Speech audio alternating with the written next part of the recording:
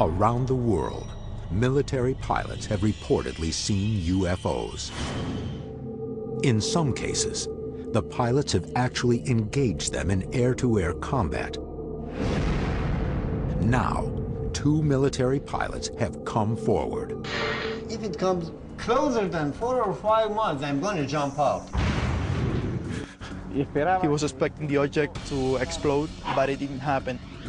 To actually engage a UFO for a period of 20 minutes, that's something extraordinary. In 1976, reports of an unknown object over Tehran sends an F-4 scrambling to confront and destroy it. It jumped from here to here, just like that.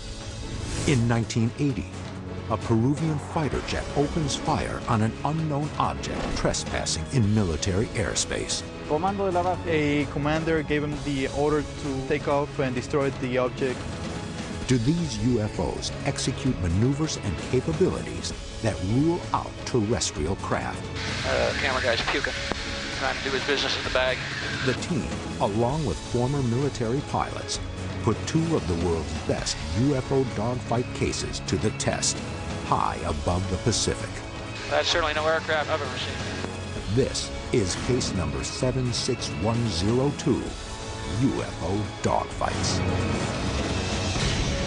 UFOs always got the chance.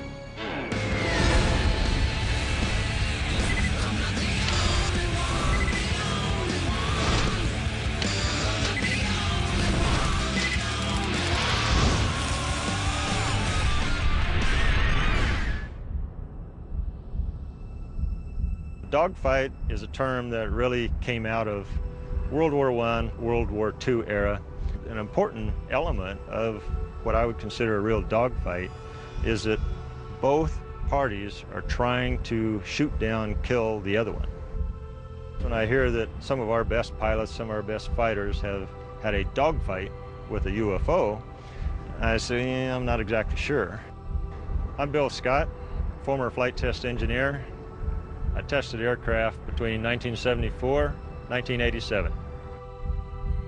On February 21st, 2008, the team was invited to March Air Force Base in Riverside, California, to continue their investigations into reported dogfights between military aircraft and UFOs.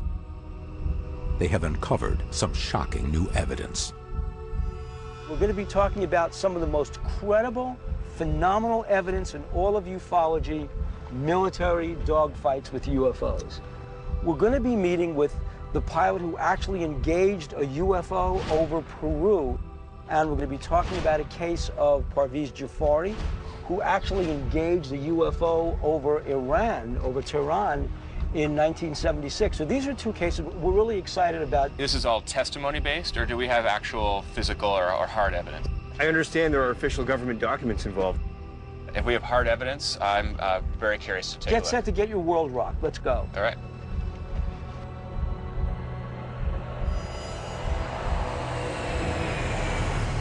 One of the most incredible stories you'll ever hear is the story of Parviz Jafari from the Iranian Air Force. It is approximately 11 p.m. on September 18, 1976. Citizens of Tehran, Iran, are frightened by a large lighted orb circling above them.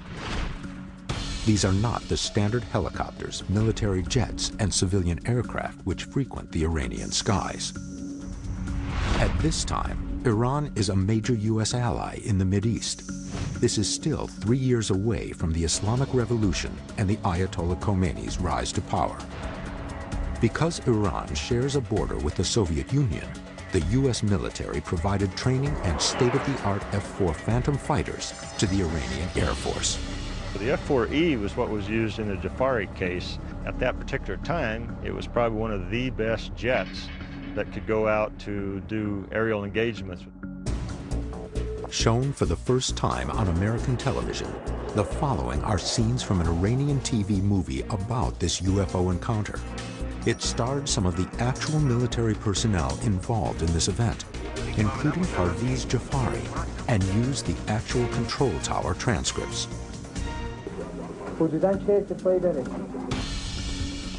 Numerous UFO reports continue to come into the control tower at Mehrabad Airport. These are not military or commercial aircraft. Hussein Peruzi is in charge of the air traffic control tower. He has heard enough and notifies the Iranian Air Force. At 11:31 p.m., they scramble an F-4 from Cherokee Air Base, located in Hamadan, 175 miles southwest of Tehran. The first pilot, Captain Aziz Khani, takes off to investigate the object.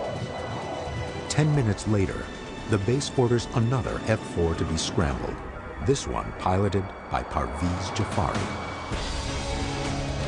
Jafari was a major at that time, and he was vectored to intercept a strange light that was over Tehran. I'm Parviz Jafari, a retired general from Iranian Air Force. Jafari estimates the object is as large as a Boeing 707 jet. He followed the light towards the Russian border when suddenly an object broke off from the light and headed towards Jafari's own plane.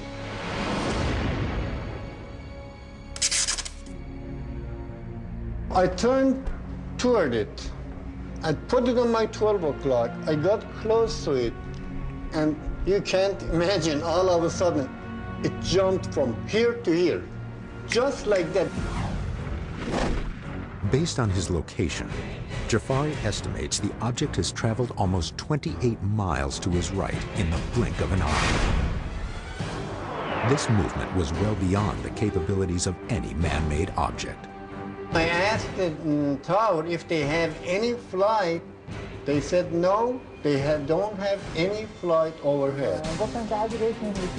As Jafari continues his approach toward the object, he witnesses something incredible. Something like a moon came out of it. A second object came out of the first Another object below the horizon and started flying toward me. This second orb-like object descends from beneath the triangular lights and races toward Jafari's F-4. Although Jafari is traveling at supersonic speed, this incoming craft streaks by his jet and circles him as if he's standing still. Now imagine I'm flying to a speed of close of sound and something circling around me. After circling Jafari's aircraft, the second orb now returns to the larger diamond-shaped craft, still hovering approximately 25 miles in the distance. For a moment, Jafari thinks he is out of danger, but to his astonishment, another orb has descended and is streaking directly toward his jet for the second time. Jafari now believes he is under attack. He reaches for his instrument panel to arm and fire an AIM-9 heat-seeking missile. But what happens next shocks him. Green and red light should be both on so I could fire. When I looked back on the left side of the instrument panel, the weapon panel was out, no light on it.